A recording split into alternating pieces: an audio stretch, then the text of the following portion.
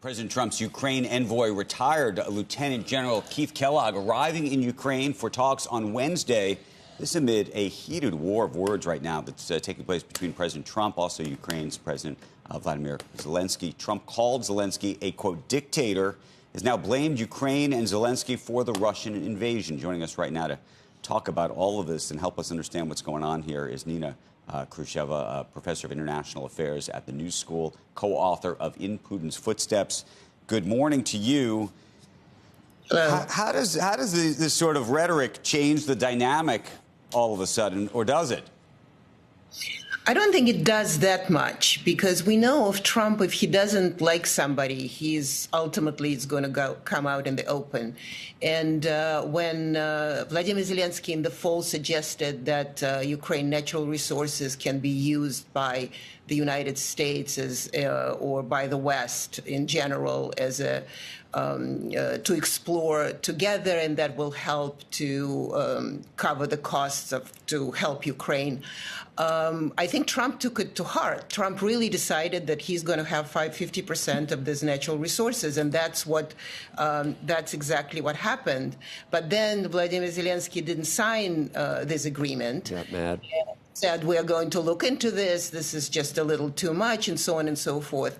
And Trump, we know, if you really cross him, he's going to go all the way. So clearly he was crossed. He already said that his envoy, Scott Bassett, was treated really badly in Ukraine, and now it's a payback time. So in some ways, it's the problems with Zelenskyy, because we know that Trump didn't like him right from the beginning, but he was willing to play the game. Now, when Zelenskyy insulted him back, Trump is going to go all the way. And of course, the victor in all of this is Vladimir Putin. That's very clear.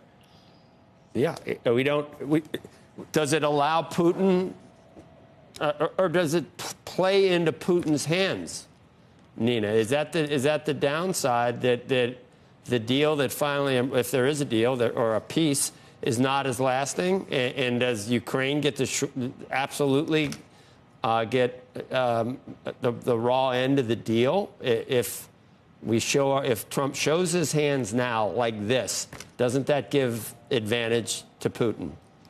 Well, Putin has been in advantage for quite some time, because the war in Ukraine have not been going for Ukraine well enough for the last 2 years. And so in every time when there is a conversation about potential peace deal, even during the Biden administration, every time when it was not happening, not that it was going to, but at least there was some conversation, Ukraine was doing worse. So in some ways, there's very little to show, there's very little hand to show Putin, because he either will continue the war and he can go on for a long time. I know sanctions will ultimately bring results, but that's a long period of time. And one of the reasons Trump is willing to talk to Putin more than he's willing to talk to Zelenskyy, because he understands size. I mean, Russia is giant. I mean, that book that I wrote, actually, it was the subtitle of this was Searching for the Soul of Empire across 11 time zones. It's 11 time zones. Trump likes 11 time zones.